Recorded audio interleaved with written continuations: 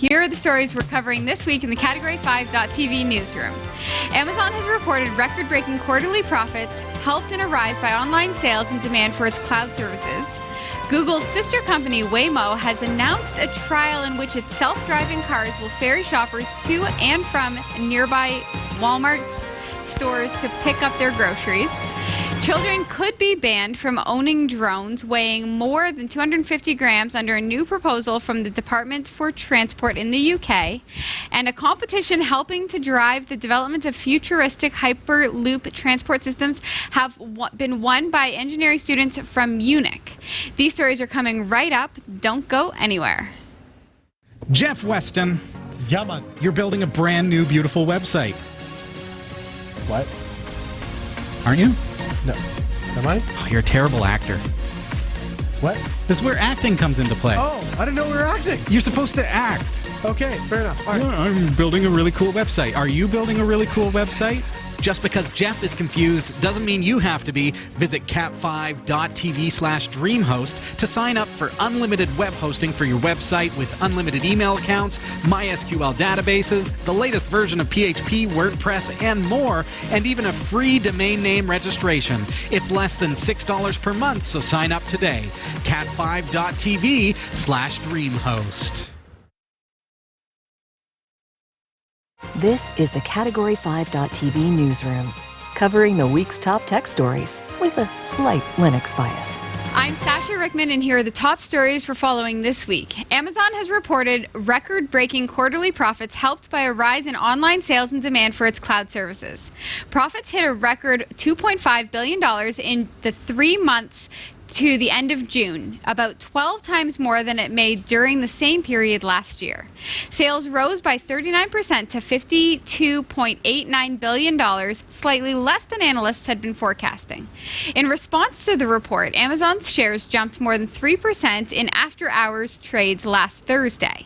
At the firm's lucrative cloud service division, Amazon Web Services, sales were up nearly 50% on year-to-year to $6.1 billion. Amazon is also starting to attract more money from advertising. Revenue from the firm's other category, which includes advertising, more than doubled to about $2.2 billion. Retail sales in North America were healthy as well, rising about 44% to almost $32.2 billion. Recruitment slowed in the quarter. Amazon is also starting to reap the benefits of previous infrastructure investments, allowing for less rapid spending growth. Amazon is expected to account for roughly half of online sales in the U.S. this year. Are you kidding me? Half of all. 50% of all sales Yes. are going to be on Amazon. Which is amazing. And interestingly enough, I read an article today about Jeff Bezos. Is that Bezos? However you say his last name. He is now worth, I think it was $150 billion, which is 50 times more than, was it Bill Gates? It was double what Zuckerberg is valued at. Like he is nobody in the US has been valued at 150 billion before. That's doing well. That is doing so well. Good for Something's you. working with Prime. Let me tell you. Oh, yeah. So I am not surprised because I love Amazon so much. Like I use it all of the time. I don't love to go to the mall. So it makes me think to myself, like, is this the death of the mall? I think a lot of things are death of them all. Yeah.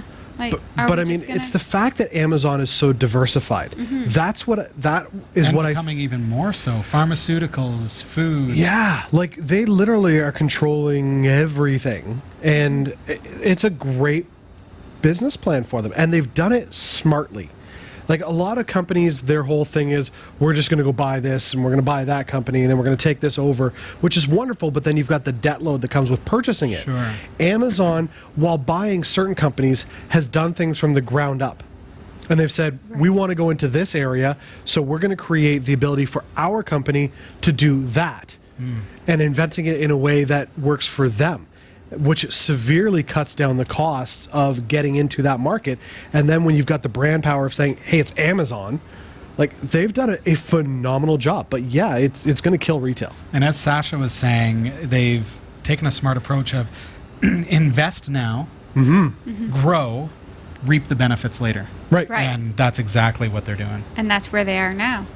They're reaping some Real. But spectacular. you think about, so is it the death of the shopping mall?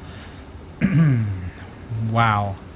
I guess there's a culture to the mall. Right. So Like, would it be, but it's true that I can't walk into our best mall here in town and find a men's clothing store anymore that carries reasonably priced men's clothing. Right. And really it's all, there's very few men's clothing stores left.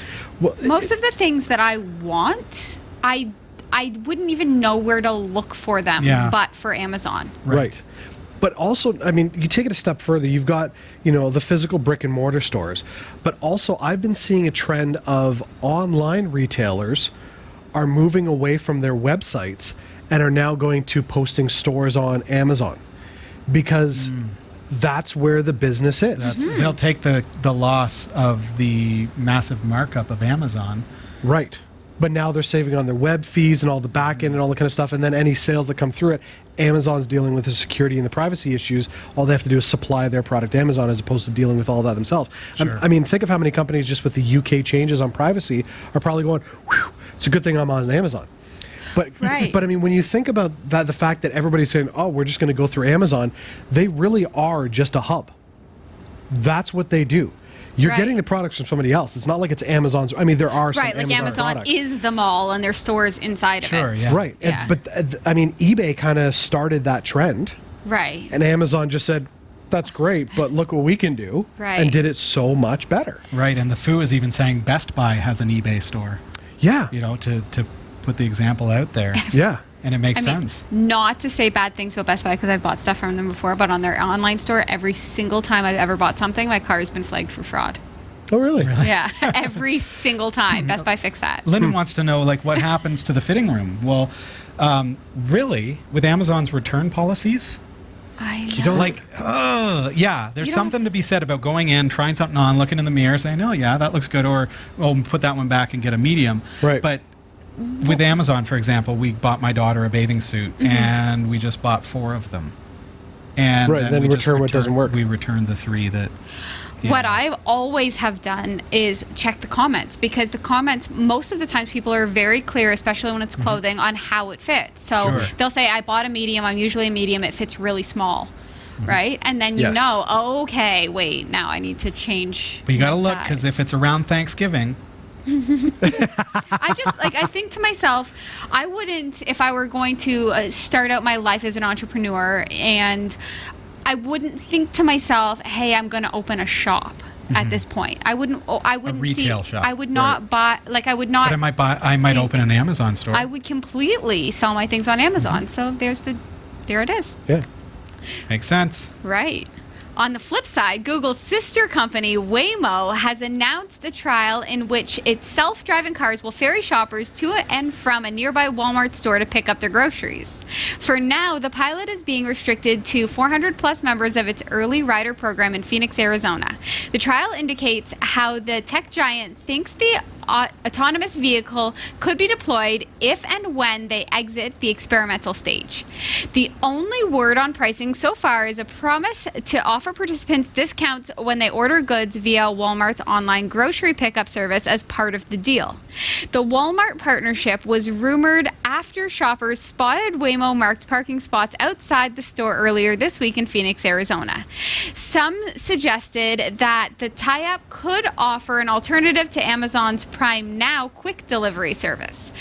The announcement comes 2 days after Waymo's chief executive tweeted that its cars had driven a total of 8 million miles on public roads, which is double what its tally had been in November. Okay, see, that raises unintentionally an interesting point in that, okay, they're trying to compete with the Prime Now service, and maybe that would be the death of them all. The if you will, Yeah. the capability to get online, order something, and have it there that day. Right. Every time. Right. That could be. So retailers like Walmart have to come up with, because they are brick and mortar, Right. we have to come up with a neat way to do this, because Sears tried to do an online store. Oh, failed. Did not Went out of fear- business. Sears is no Yeah, but it longer. wasn't just we're not going to get into the economics of Sears, but No, it but wasn't that's- just But the it online. was one of their last-ditch efforts, I think. Yeah, it and- didn't Yeah, work. but they did it 10 years It's too late. really tough. Like, who goes to Walmart online and buys things on their website? Now, Well, without comparing it to Amazon first. Okay, so let's say that. here's where my immediate reaction is to this story.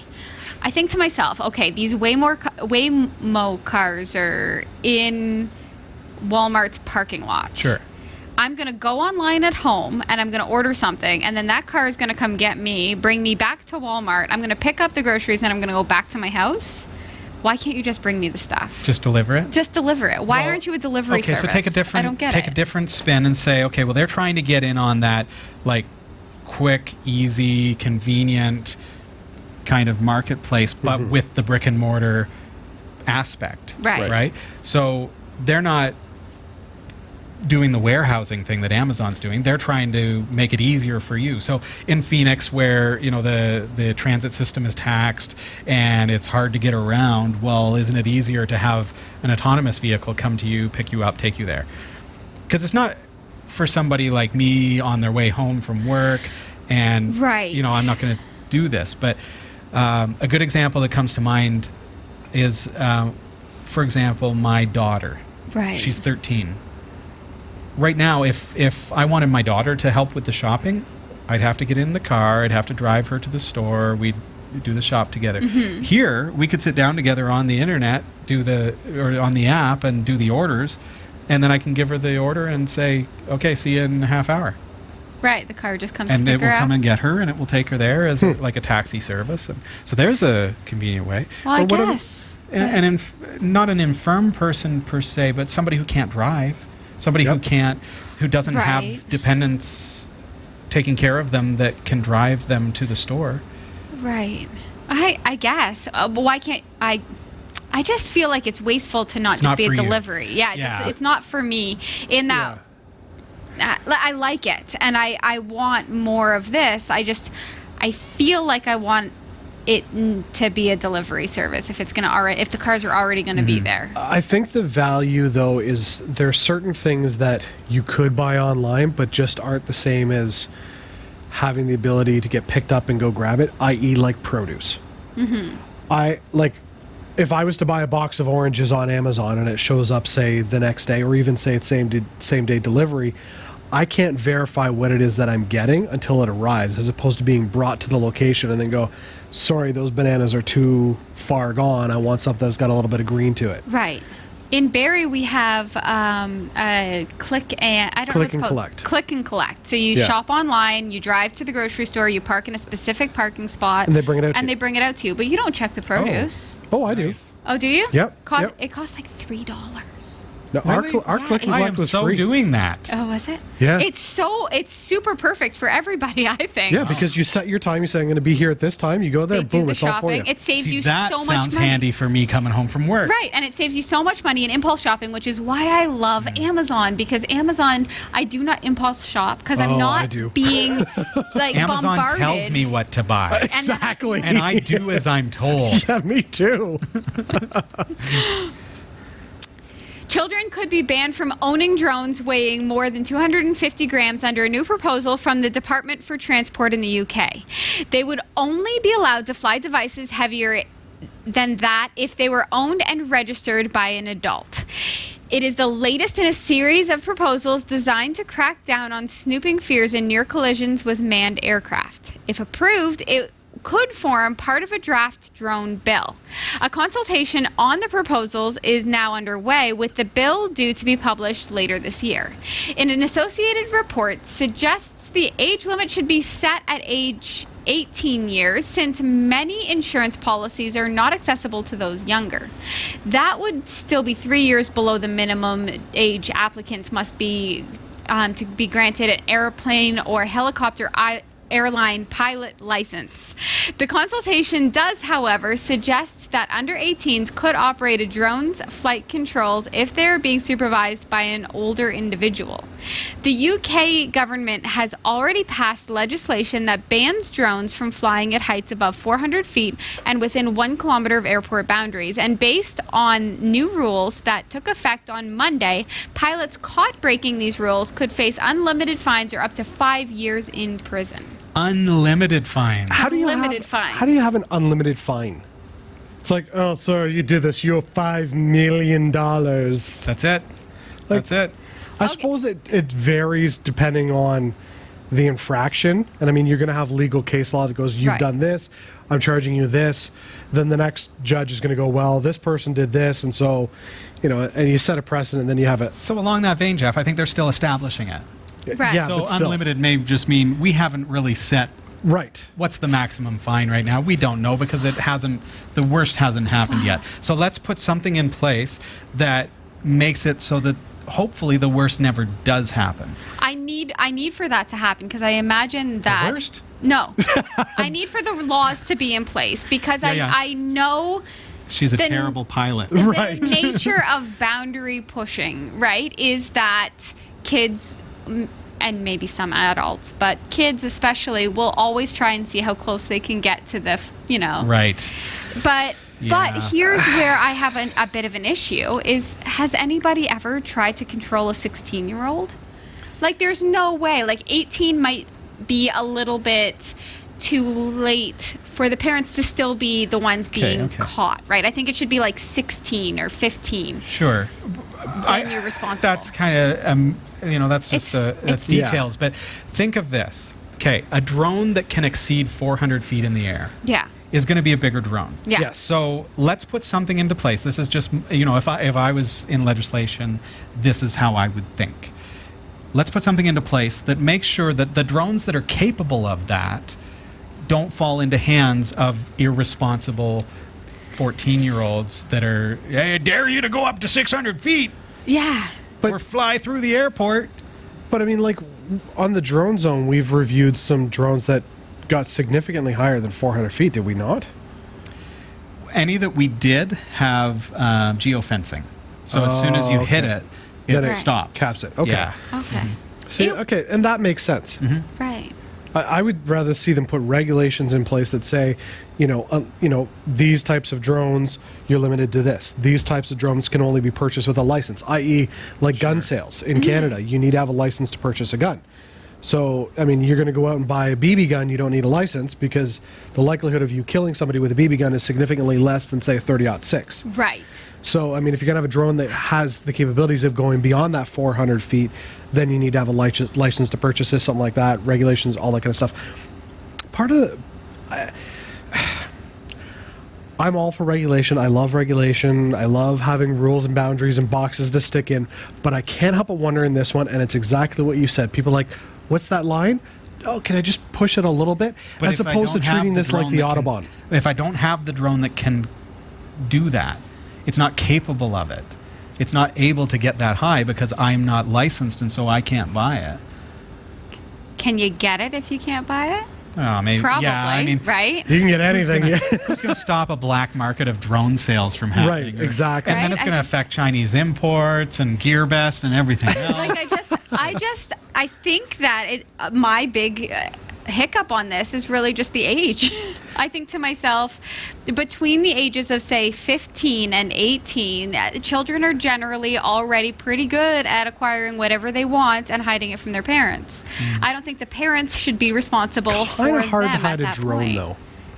It's like, where'd you keep that, 1.5 foot wide drone?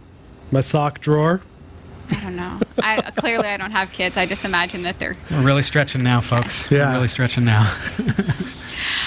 a competition helping to drive development of the futuristic Hyperloop transport system has been won by engineering students from Munich. The Hyperloop idea involves passengers in pods traveling at very high speeds down sealed tunnels. The competition saw student teams from universities around the world gather in California to put their prototype pods through their paces.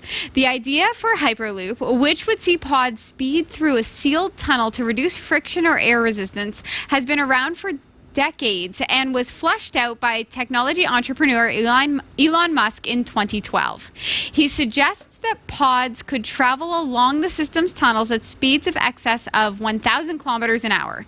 Critics have voiced concerns about the potential cost of building a large Hyperloop and whether its technical demands can be met. Musk's SpaceX company has run a series of competitions to drive development of the concept. The winning team's pod hit 450 kilometers an hour on the 1.2 kilometer test track. Run by the SpaceX aerospace company, the competition aims to refine the technologies that could underpin the superfast transport system. The win is the third in a row for the Technical University of Munich team. This is a cool story. Super cool. Yeah. I want it to be... everything like this just takes me to Mars. And I'm like, this is Elon Musk's thing. Right. And he's working on getting to Mars. So you just have to wonder, like, is this the motivation? Is this part Sure of it it? is. Yeah. Absolutely. And There's now I'm always an end thinking game. The original Total Recall and everything else, you know, like... See, where I I'm was going thinking with like this. under ocean travel. Like instead, that's cool. what I was thinking with it. Well, so. anything. I mean, you think 1,000 kilometers an hour. How quickly are you going to be able to cross the globe? Right. It shrinks the world. It makes us... I mean, that's faster than plane travel. Yeah. When you That's think nuts. about it. And to think that the competition has already exceeded 450 kilometers an hour Right. in their test track. Yeah. Which I'm pretty sure is more than a typical commercial jet plane, is it not? It's I only... think, yeah, I think so. Their test track is 1.2 kilometers long. Didn't take long. At 457 kilometers an hour. It's like, oh, we're done. Okay. Yeah, okay. That was anticlimactic. And stop. Done. But Yeah. so Right. with this though, a few questions, like from a safety standpoint, there's a few like you're reading the story and two things are coming to mind. A, crashes. Oh, yeah. Like even at How can there 457 kilometers an hour, like something goes wrong, you're toast. Right. You're not finishing your journey. The second thing I is would argue, same with planes, though. And we already do that. Okay, continue. yeah, fair enough. The second thing is sound barrier. If they want to get up to 1,000 kilometers an hour, you're gonna break the sound barrier. Right. What is What the ki- sound barrier, Jeff? Is it kilometers or miles? I think it's like 750 miles, so that's faster than kilometers. 343 meters per second. Okay, so maybe they won't break it then. Speed of sound in Because this was kilometers. 1,000 kilometers. Speed of sound in kilometers. 1,000. okay. They're close. They're- So just under. 1,225. So just under. That's smart. But okay, so that is okay. So then that moots that Right. concern. Okay, so here's where I got excited. So Dave and I just recently went to Newfoundland. We spent a week there. I loved it. I want to move there. We will move there. I want to be able to get back to the We'll mainland. open a satellite studio, don't Yeah. Right. So could you imagine if it was easy to get from the island to the Oh. mainland, right? we? Yeah. Lickety split. It would be perfect. I wouldn't In the miss Caribbean. anything. Get from island to island Right. instantly. I just feel like even getting, across the pond and going to Europe from North America, if you could really do that in a Hyperloop situation, we could have all of our viewers in one spot. There you go. True Yeah, that. everybody just come on over for the show. Exactly. That's crazy. I fear, though, as you mentioned, accidents. It just seems to, like airplanes, it's pretty tough for an average Joe person to get up to that height to cause any kind of ruckus outside of the airplane. Of course, Right. they have things in place, mechanisms in place in order to stop people from getting onto airplanes that would cause problems. Right.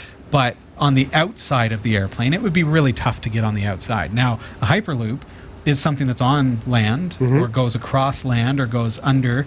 It would be a lot easier, I would expect, for somebody To with malicious tamper. purposes to break it or to Sure. interfere with it because it's on land. It's easier to access. Right. I see your point.